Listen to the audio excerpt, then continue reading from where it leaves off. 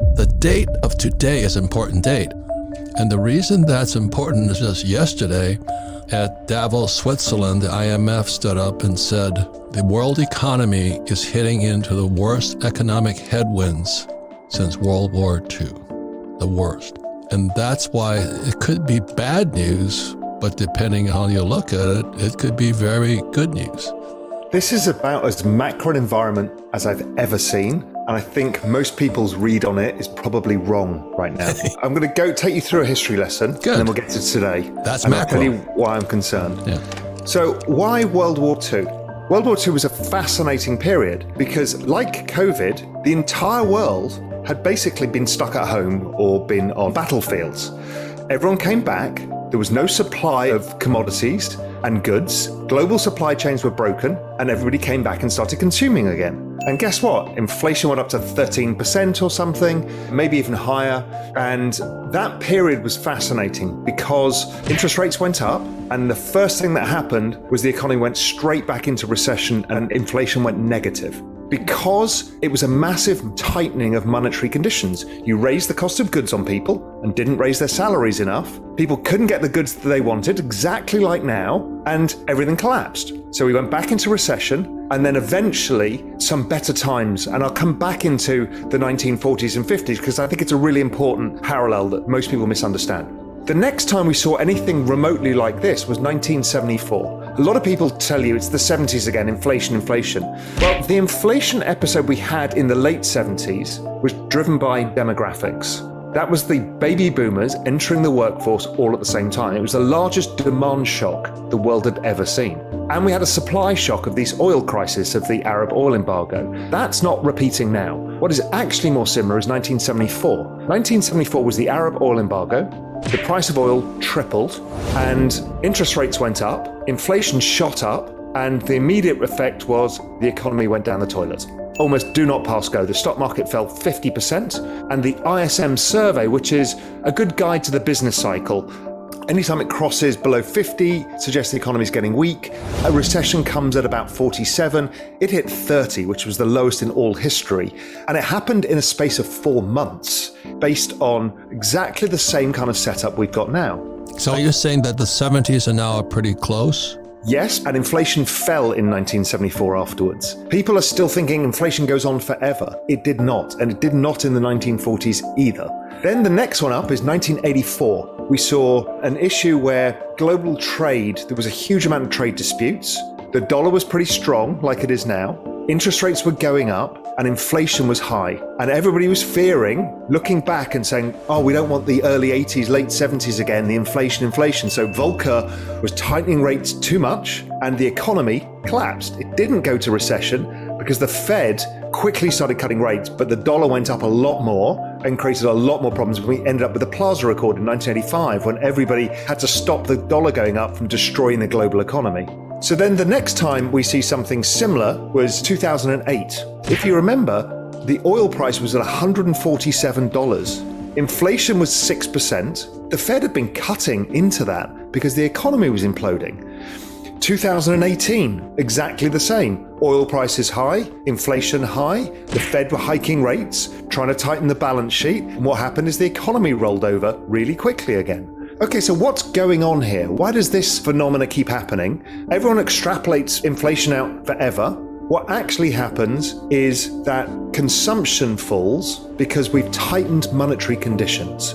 So tightening monetary conditions to ordinary people means the cost of your mortgage has gone up at the fastest pace in history. Over a 1-year period, mortgage rates have never risen this fast. So any money you borrowed has suddenly got much more expensive. Your wages haven't kept up with the cost of just basic services like food. So you're actually feeling poorer. So you can't consume as much and you start not consuming other things. People overextended on housing because they rushed into housing in 2020 and 2021 and the rates have gone up for them. Also, just the rise in things like the cost of oil has meant that, gas prices, all of this stuff, and then the rise in the dollar, which is a monetary tightening. All of these things get together would suggest that the ISM is going back to 30, which is as it was in 1974, which is a terrifying fall.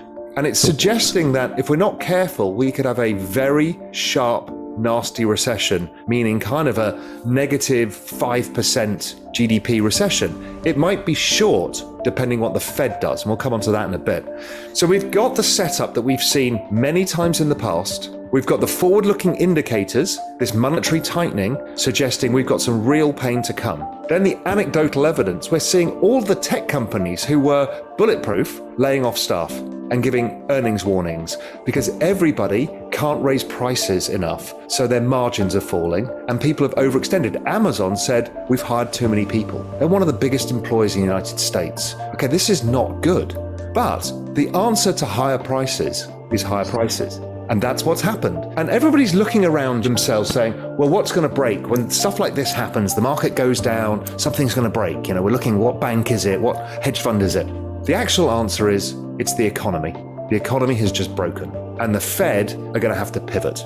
And that's what the IMF is saying in Davos yesterday. They're saying, and it's dead right, the monetary conditions that we've imposed on corporates and people is the biggest tightening in all history. We've also got China slowing down very fast because the lockdowns, but also they've been in recession, and Europe with a war and having to deal with this energy transition. So we've got no leg of global growth here. Oh. Now, the question is, how bad does this get? Let's talk some scenarios. When people use the word recession, that means 2 back-to-back quarters of negative growth. That's the technical definition of a recession. To you and me, I think it means a loss of jobs and a loss in your net worth because it's the falling of asset prices that comes with a recession. What's the possibility of sliding to a depression? So depression, I would suggest, is a much longer, more extended period. I don't think that can happen right now. Now, I don't say that with certainty. I never do. Talking probabilities. The reason being is there's one piece of magic, the Fed balance sheet. The Fed balance sheet disguises all bad things because what it does is when they print money, it lowers the purchasing power of the dollar. And most of the central banks at the same time do it. And people always think it's going to be inflation is what it leads to. It leads to something much more pernicious and evil, which is the debasement of currency. And what that does, how it manifests itself, is all of these scarce assets, equities, real estate, gold, crypto, go up a lot. But all they're doing is reflecting the devaluation of the fiat currency itself. So that optically can change everything because suddenly all of these things go up, everybody feels okay, and it changes the outcome. People are still worse off generally, but it's a trick. And so I think that trick gets played again pretty soon. This time I think the trick gets played in a different way, which was the other genie that came out of the bottle in 2020, which the Europeans are doing now, some states in the US are doing, Japan is doing, India is doing, which is direct transfer payments to individuals. When I heard you talking about that, Raul, I thought you went to the dark side, man. MMT, UBI, and all that stuff, which is to me Marxist. But you're also looking at it from the humanitarian side. Regardless of what our political or economic views are, this is what is going to happen. So we have to judge it with that lens, not how we would like it to be, but what it will be and what the probabilities are. I look at the emptying office spaces because people are not going back to work. I mean, this is not an ordinary recession. The Apple says they're not going to go back to work. All the office buildings empty, and residential real estate depends upon jobs.